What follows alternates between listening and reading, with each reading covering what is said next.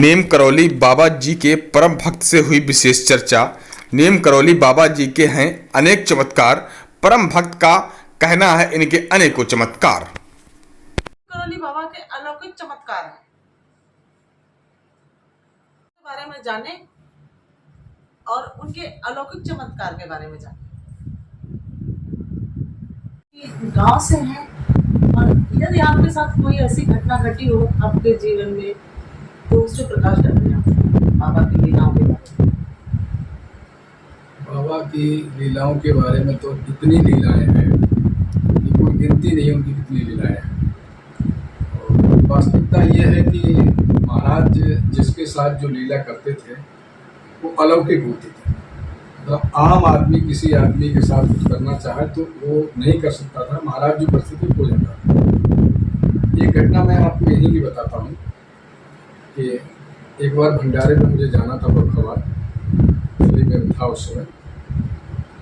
इतने में मेरे जानकार कुछ लोग मेरे पास आ गए। उन्होंने कहा कि भैया आपका कोई जानकार हो तो साहबाद थाने में सचो कुछ नए आए हैं और उनको कोई आदमी जो है उनके खिलाफ कंप्लेंट कराई है, वो आदमी पाक साहब है, गलत है। मैंने कहा अगर गलत होगा तो ही बच जाएगा, अगर इसने कोई गलती की है तो बचना मुश्किल है। मैंने आप समझो साहबाद थाने में एक इंस्पेक्टर लगे थे जो इंचार्ज थे वहाँ, नेगी। और मैं आपको क्या बताऊं, नेगी ने अपने पूरे जीवन में कभी 1 रुपया गलत नहीं कमाया। ईमानदार आदमी। साहबाद जैसा थाना उत्तर प्रदेश का सबसे कमाऊ थाना है और वहाँ उन्हें लगा दिया। कहते हैं महंगा थाना है, बहुत महंगा थाना। मैं जैसे ही वहाँ पहुंचा तो मेरा परिचय उनसे था। ये बात है फरवरी महीने की, 15 फरवरी को नीम करौली भंडारा सन ये 2000 के करीब आसपास की बात है। मैं वहाँ गया, सचो साहब को मैंने पता किया, बैठे थे। मैंने किसी आदमी का नाम लिख के भेजा, बुलवा लिया कि आ जाइए। मैं गया, मैंने कहा बाबा मैंने देखा तो साथ में हुआ नहीं, कभी ना मेरी कोई बातचीत हुई और मैं बड़ी बाजू चौंक के आया हूँ कि चलो मेरी बात को सुन लिया जाएगा, जान लिया जाएगा, जान लेंगे ये सब।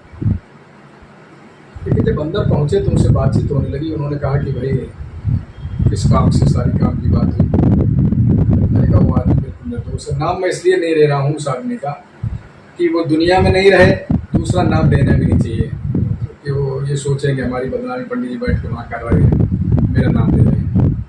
लेकिन वो अगर उनके परिवार के लोग जो मेरे साथ गए सुनेंगे तो जान जाएंगे हाँ ये मेरे ही बारे में कहा जा रहा है। तो जिस समय नेगी साहब ने कहा कि हमारे यहाँ ऐसा कुछ नहीं है, हमारे यहाँ तो गलत आदमी है, कोई पकड़ा जाता, सही आदमी को हम नहीं करते। और हमसे नाम से परिचित होकर वो बड़ी मैं 1 रुपया नहीं दूँगा और पता कर लेना मेरे इतिहास को कि मैंने पुलिस की नौकरी करने के बाद 1 रुपया नहीं करता। तो मैंने कहा भाई ये तो निर्दोष है, बाकी तो मैं कुछ कह नहीं सकता। मैं इसलिए मैं फिर आपसे 15 के बाद मिलूंगा आके, तब इनके बारे में बताऊँगा। तो उन्होंने पूछा 15 को कहाँ जा रहे हैं आप? तो मैंने कहा 15 को बाबा नीम करौली भंडारा होता नीम करौली गाँव में। उन्हें जानकारी ये नहीं थी कि नीम करौली गाँव भी कोई है। बोला नीम करौली गाँव भी है? हाँ नीम करौली गाँव है। तो बाबा ने ना नीम करौली गाँव से पढ़ा। बात लंबी हो जाएगी कि कैसे पढ़ा क्या नहीं पढ़ा, ये कभी जब बैठेंगे तो बताएंगे। लेकिन ये है कि वो उस बात से बड़े प्रभावित हुए और उन्होंने कहा कि अगर बाबा बीच में आ गए हैं तो ये व्यक्ति निर्दोष है। तो मैंने कहा इतना विश्वास आपको?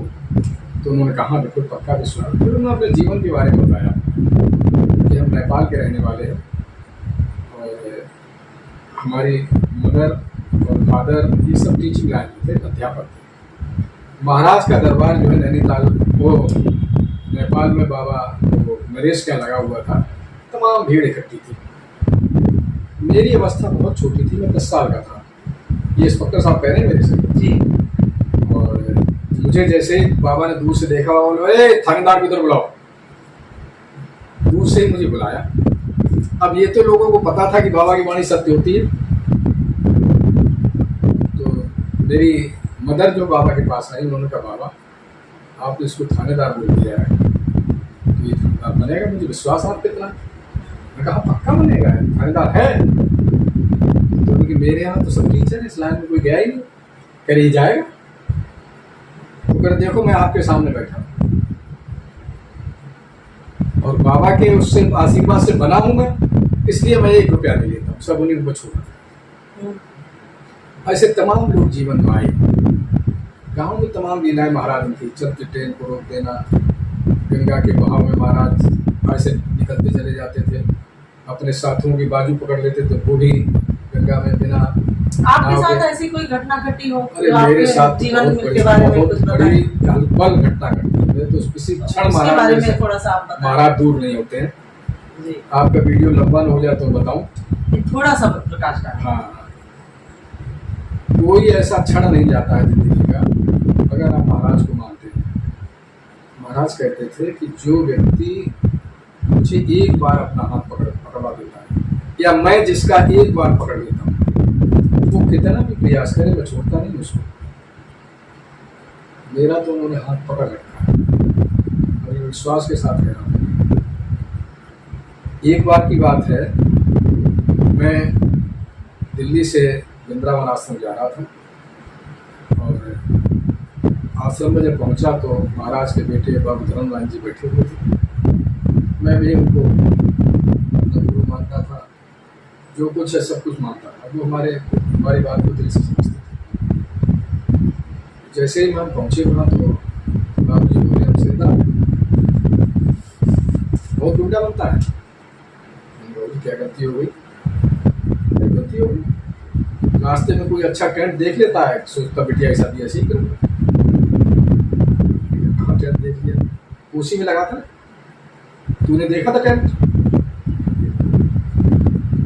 इससे कहा था बहू से ऐसा टेंट लगे, बिटिया ऐसा भी हो। मैंने कहा था। तो ये सब उनके लिए बहुत छोटी चीजें थी। मतलब जिसको वो पकड़ लेते हैं, इसका मतलब ये है कि उस पर प्रतिक्षण नजर रखते हैं कि कहाँ जा रहा है, क्या कर रहा है, किससे बात कर रहा है। छिपा नहीं सकते उसे। अगर समझते ही कुछ नहीं है तो सब छिपा ही छिपा है, फिर तो प्रभु से क्या नहीं है। अलौकिक लीला है महाराज की, अलौकिक। और कोई ऐसी घटना घटी हो आपकी?